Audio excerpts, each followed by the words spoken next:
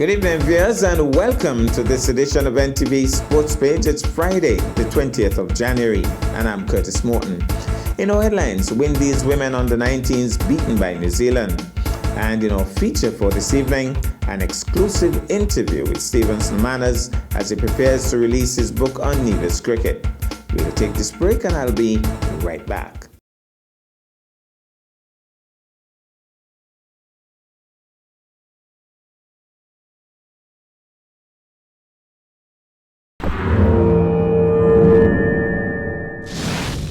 Well, I'm back and we start with cricket. The West Indies women rising stars suffered their first loss in the ongoing Women's Under-19 World Cup preliminary matches when they were comprehensively beaten by New Zealand on Thursday. The Windies women batted first and things started to go horribly wrong when the informed Zayda James was caught for just 5. The Windies girls could only muster 68 all-out in 19.2 overs, and the young Kiwi lasses knocked it off in just 7.2 overs for no loss. However, the Windies rising stars will progress to the next stage of the tournament on the back of their 2 previous victories. We'll take this break and I'll be right back. I was attacked by 2 men at gunpoint. They took my purse and everything. Now I live in fear. Help us stop the madness. Tell 1-800-8477-TIPS. I always think of her, but then I always think of him too. He should have never forced himself on her. Help us stop the madness. If you know it, tell it. Tell 1-800-8477-TIPS. We had so much fun growing up. But at the age of 21, he was gunned down by his own gang members. I lost my best friend through gang violence. I miss him a lot. My son is 15 years old and he's addicted to drugs. I did not want it. But I had no choice. Help us stop the madness. If you know it, tell it. Tell Crime Stoppers. Tell 1-800-8477-TIPS. Tell anonymously. Tell confidentially.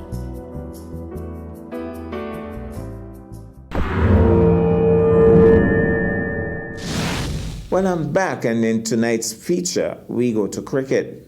And we share some excerpts from this exclusive interview with the revered Stevenson Manners as he prepares to release his book on cricket history in Nevis. Well, it's kind of strange that to find my good neighbor, I have to come all the way to the Malcolm Gishard Park in this picturesque setting to have a nice little chit-chat. Steve, good afternoon. Well, it's a lovely place. Second time for the week. The ambience is great, and it's in pristine shape, so why not here? Beautiful setting. Now, Steve, it all started way back when. You may not know this. Maybe this is the first time I'm telling you this. But it was really nice hearing a certain Stevenson Manners perched up in a mango tree in Hull Ground. And it was Jeffrey Boycott getting ready to take strike from Michael Holding. And it was being bellowed from a mango tree. And I think that kind of inspired me to want to do some commentary as well. Do you remember those days? Definitely, perched in trees. We didn't have television plenty in those days. And so we created our own fun. And of course, there were commentators, the English guys. You'd wake up early in the morning to hear Roy Lawrence from Jamaica and Tony Cozier. And I wanted to think that I could emulate them in describing the glorious game of cricket. And to be honest, Steve, you did a marvelous job because your voice echoed all over Hull Ground. And that time there were no microphones. Microphones were not yet invented. But your voice was echoing from the top of that mango tree. And it sounded like an exciting game. You didn't see the cricketers, but it sounded like an exciting game. My brother Orville and myself, we played in the backyard. He sometimes Australia, me sometimes West Indies. and we created our own fun. That was something about our days of growing up. I wonder often what the young people find fun doing. But we had a glorious young days, we can say, and growing up in Hull Ground was pure fun. Playing cricket in the streets and in the pastures. Talk to me about, as we mentioned, cricket. Talk to me about this wonderful book that we are so much anticipating, Steve. Remind me of the title of the book again. Well, the name is The Father, Son, and Offsprings. Now, normally, from a religious background, it would be Father, Son, and Holy Ghost. When you were coming up with that title, what was going through your mind? Well, this is a story which I think had to be written. So it's been in the works for a long time, for years actually, in earnest 2.5 years, and it was conceived on the lockdown. Those days when we were at home for 7 straight days and couldn't go out. For the COVID. For COVID, my mind was at work. And so I was doing a lot of the groundwork for this book. And then it was in the last 6-7 months that the title emerged. So I didn't have the title at first. I did the body of work, the research, and then the title to me became a natural fit. Because what I found out is that the game of cricket had some foundation members in different parts of the island.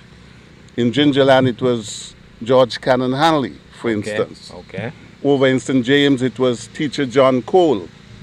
In St. Thomas's, it was 2 Parry boys, David and Nehemiah, and a man called Fred Clark. And in Brown Hill, it was Teddy Slack, Edmund Teddy Slack, the father of Mikey. They had a little bit more resources than the normal person.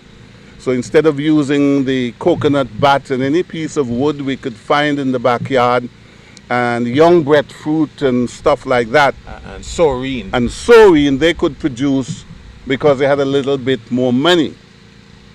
In Charlestown, which was the point from which the game radiated outwards, there was a man called Johnny Howell, father of Spencer Howell, grandfather of Tessa Howell, great-grandfather of Daddy Play Howell. And he did a lot for the game after World War II.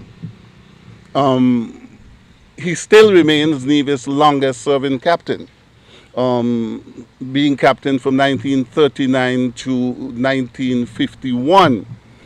So he owned a place on Main Street, now called the Heritage Plaza, but he owned a lumber yard, and he had, as I said, more resources than the average person.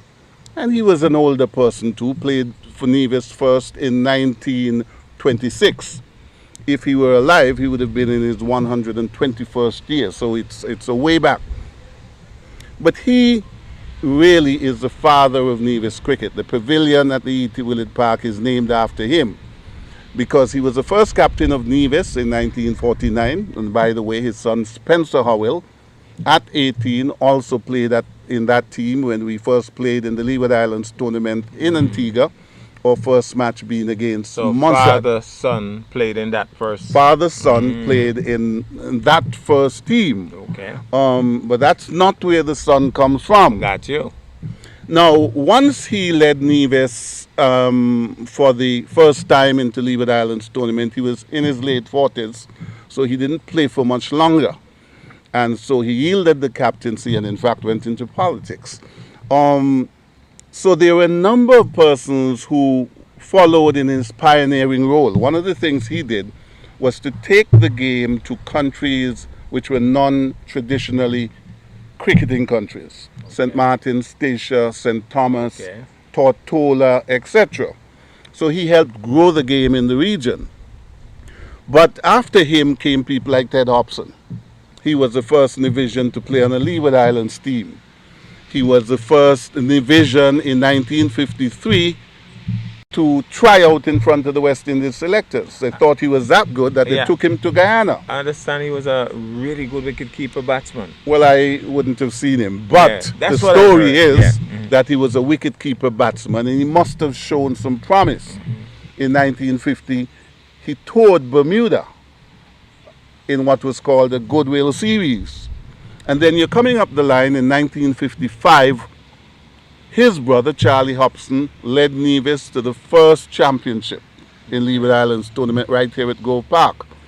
And then you had other people like Harold Walters. 1965 in March, he became the first Leeward Islander to take 5 wickets in an innings. Okay. That against Bobby Simpson's Australians. Team, yeah. 1968, Livingston Sargent became the first Leeward Islander to make 100 at the Antigua Recreation Ground, or the St. John's Ground. Was that against a tour in England team? The MCC. Yeah. And so a lot of things happened along the way, which made Nevis an outstanding country in terms of the game of cricket. And then, of course, in 1969 came this gentleman, Elquemedo Willett, at age 16, playing against the said Montserrat for the first time in Antigua. Of course, he went on to play for the Leeward Islands and the Combined Islands in 71, and eventually became the first player from the Leeward Islands to play for the West Indies. Steve, Just think about it for a minute, Curtis. Yes, Steve, stick a pen. Before you continue there, I'm making a connect. Tell me if it's a correct connect. Even you mentioned Willett in 1969, but I want to go back to Mr. Johnny Howell. Didn't Willett work at his place? I don't know that for sure. I know heard Derek that. Parry. Oh, Derek Parry worked I know there. Derek Okay. Parry worked Okay. there for sure, but Okay. that's another thing that he did. Okay. Once he Employed some of the realized that guys. people had talent, he nurtured a lot of talent. Okay. And look at where we are with the E.T. Willett Park at the present. It's not a great spectacle. No. But there were days when the park wasn't fenced. They used to plat coconut branches from the bad bugs during games, for instance. And so he used his galvanized and his wood and his nail to do whatever was necessary at the park. But back to Willett, 1969, and eventually 1973, becoming the first Leeward Islander to play Test cricket for the West Indies. Just think about it. Leeward Islands tournament started in 1913 with St. Kitts, Nevis, and Anguilla, Antigua and Barbuda, Montserrat, and Dominica. Okay. Dominica was a Leeward Island until 1940. And it is partly because they left that Nevis sort of got into the fold in 1949. But think about it, Antigua took 61 years before they could put a player on the West Indies side. We took 24 years before we became the first. At the time, Willett was the 8th youngest player ever to play for the West Indies. At age 19. Yes. And he was the 4th black person to make the team as a teenager. One of them, of course, being Gary Sobers. The player who had made the side before him as a teenager was a fellow from St. Vincent called Alfie Roberts, Alfonso Alfie Roberts.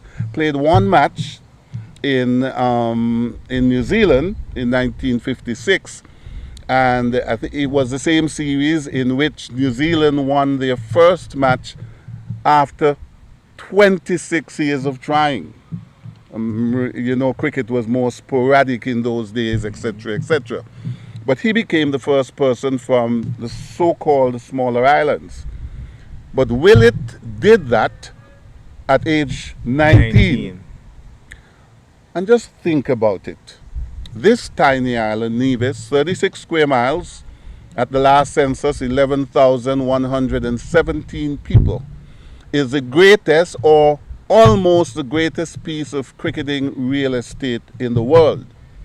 In the Caribbean region, only 2 countries, of course Barbados is the Mecca, only 166 square miles, and has produced more players per square mile than many other places in the world. But of course it's very densely populated, around 300,000. The other place is Port Morant in Berbice, Guyana. They have produced a lot of cricketers. But this tiny dot, 36 square miles, produced the gem. 50 years now, of course, next month, March 9th, will be 50 years since he did that. And he gave Nevis great visibility. Before that, when we were going to school, we were taught about Alexander Hamilton. The Iron Shed said, "Welcome to Nevis, the birthplace of Alexander Hamilton." Or it told us about Horatio Nelson. But what Willett did was to give us visibility, similar to what Pele did in Brazil, which is a very stratified society, a class society. So Willett is the son. Okay, so Willett is the son, and Johnny Howell is the father. But then, if you could put a spin on that as well, during these years of cricket, Nevis has produced some father-son combinations as well. Yes, of course, there's been the Willett. Could you list a few? Well, just off the top of my head, there has been Willett and Tonito and the Quito, Ronald Powell and Ross. There is Harold Walters, and of course, Oscar. We must pay homage to his family. Yeah. They've lost him they've lost both of them, both parents. The wife has gone in the last 2 years or so. So there have been many father-son combinations. Is that mentioned in the book? That's not really. That's not the focus. Necessarily the focus there. Right. And of course, the offsprings, because of what Willett did, we had Derek Parry, Keith Atherton, Stuart Williams. Morton. Well, let's list them in order. Okay. Carl Tuckett for one match, Ronaldo Morton, and Kyron Powell. So we have produced 7 international cricketers. Think about it. All sister islands and St. Kitts, and this is not a knock on them. Right. 68 square miles, they've yet to produce one. Over 40-something thousand people. Antigua, 3 times our size, 108 square miles. You added Barbuda to that, 170. They have not tripled, quadrupled what we have done. So what Willett did in leading others along the path has been amazing. And we have done it with very weak infrastructure, cricketing infrastructure, and pretty not totally professional institutions. I mean, when you think about the Barbados Cricket Association and the Queen's Park Club in Jamaica, we have had some outstanding presidents along the way.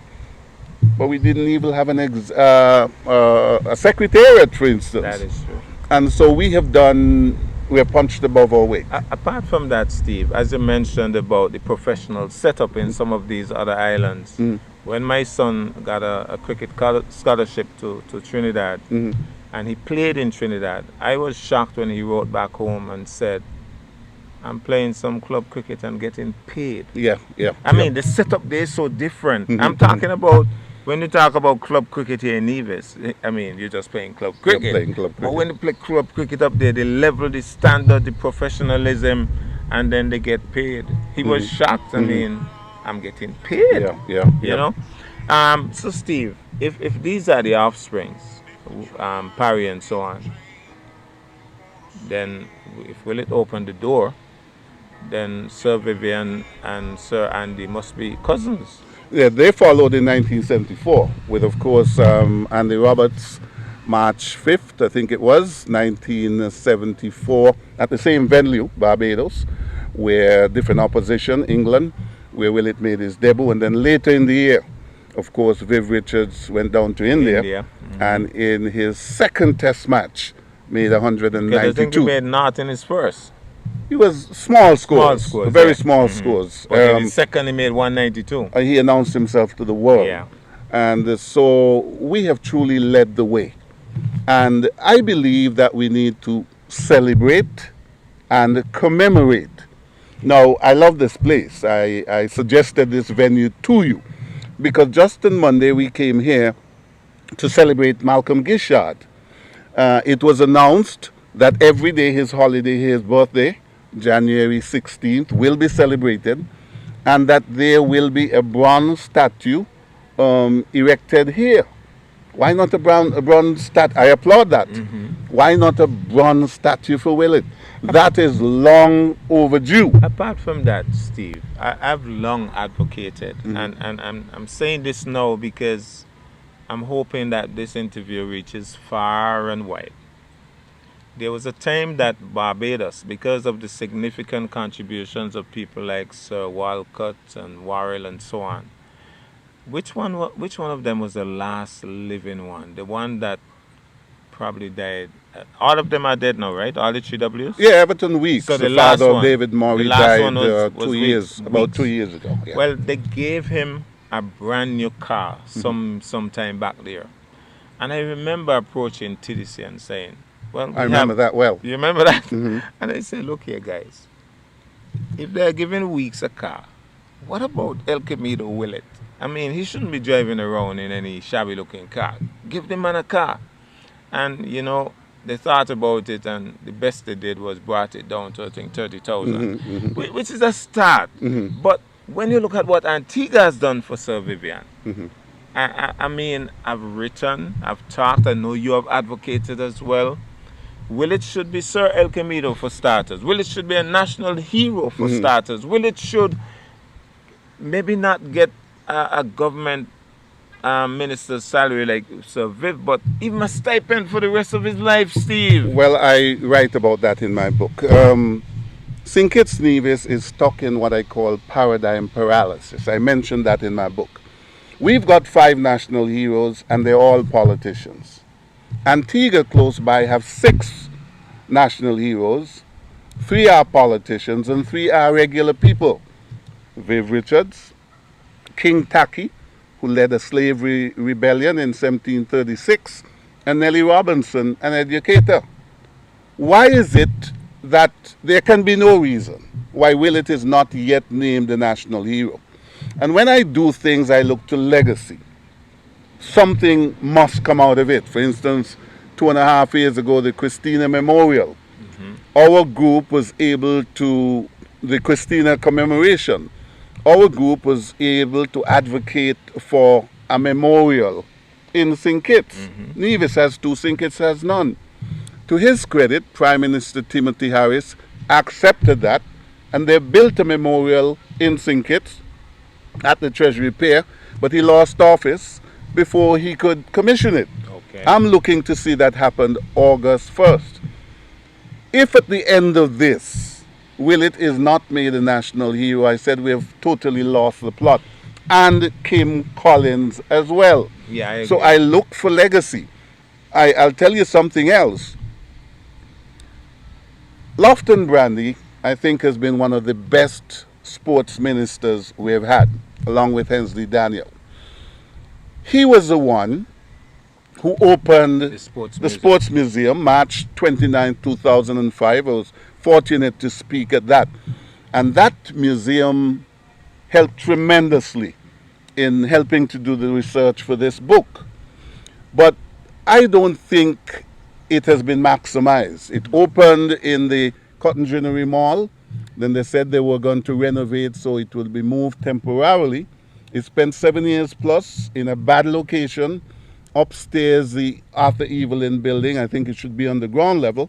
And it's now in the Edith L. Solomon building. But it is now in its smallest space that he has ever occupied, and it should be expanding. There's a lot of memorabilia out there.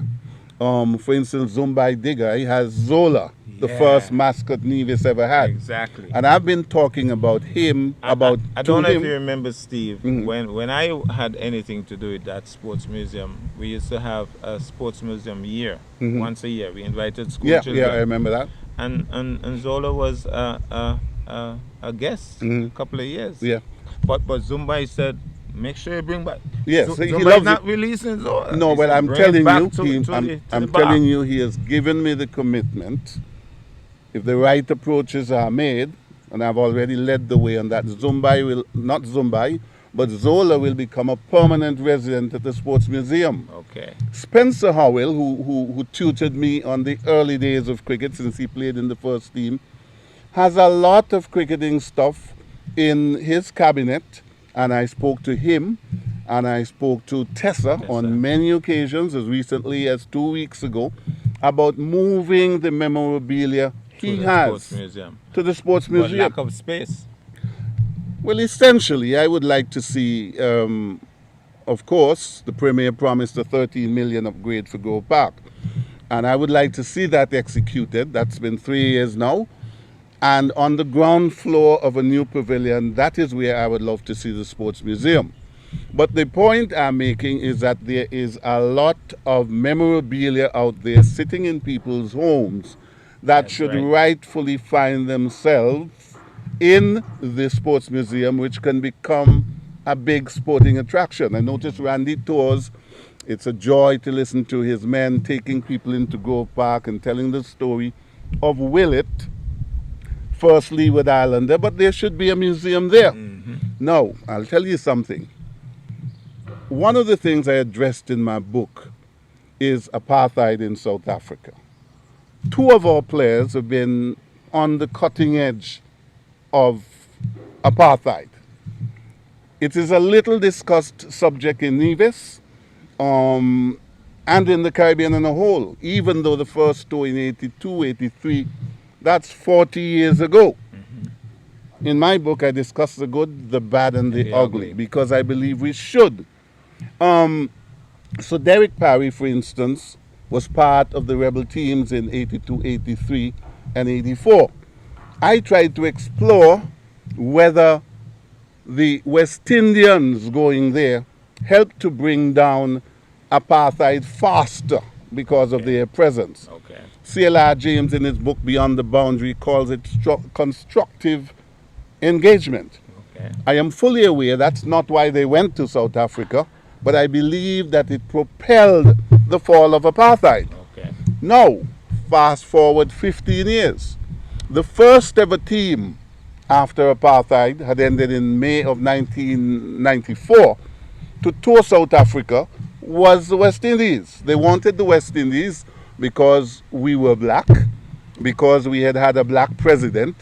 We had demonstrated in those 83 tours, 83, 84 tours, that we can absolutely play the game and inspire people. And so the West Indies was the first team. Stuart Williams was a member of that team. You would recall that that team was held up at the Excelsior Hotel at Heathrow Airport because the captain and vice captain, Brian Lara and Carl Hooper, revolted and got the other players to join them.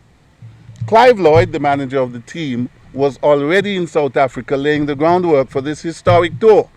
He had to board a British Airways flight, fly back to England with Ali Bakr to negotiate with the West Indian players. An anti-apartheid professor in South Africa, knowing that it was important to the new democracy to have a West Indies team on show, wrote a letter, took it to Nelson Mandela, and asked him to sign it, begging the West Indian players not to cancel the tour.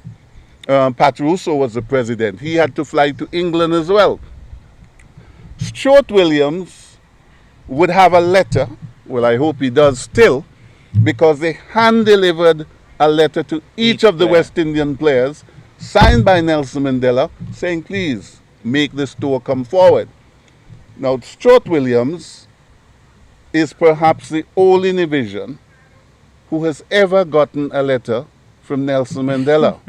I would have loved to see that letter. Well, not only see that letter, I was thinking even shake the hand of Nelson Mandela. I don't know what Stuart would have done with that letter, but you imagine what that would mean if that letter found its way in the sports museum. So one of the legacies I would like to see is that, and I'm going to make an appeal every show I appear on leading up to the launch of my book, that if you have things out there, it could be a cricket ball in which the West Indies, well, the Nevis bowled out St. Kitts in the 1984 Berridge Howell Trophy, for instance. One of the difficulties, because not even scorebooks you can find from going back a long time, because they have not become the property of a cricket association. I remember many, many years ago trying to find out something, and Ivor 610 Walters, who had worked around cricket, took stuff from boxes under his bed. Wow. And I have found that there's a lot of stuff out there we can bring together and make that museum a very exciting place. That's one of the legacy items I would like to see. Nice. And Steve, of course, that bronze statue of Willett somewhere so that everybody can see it. I mean, they do have something in the sports museum, but Yeah. I mean something in the public eye. When you go to Barbados, you drive a particular road and Garfield Sobers is there. Busser is Somebody there, a else, freedom fighter. I mean, We so got to do better. We got to do better. We got to do We gotta better. do better. And I have already identified the picture which should be used.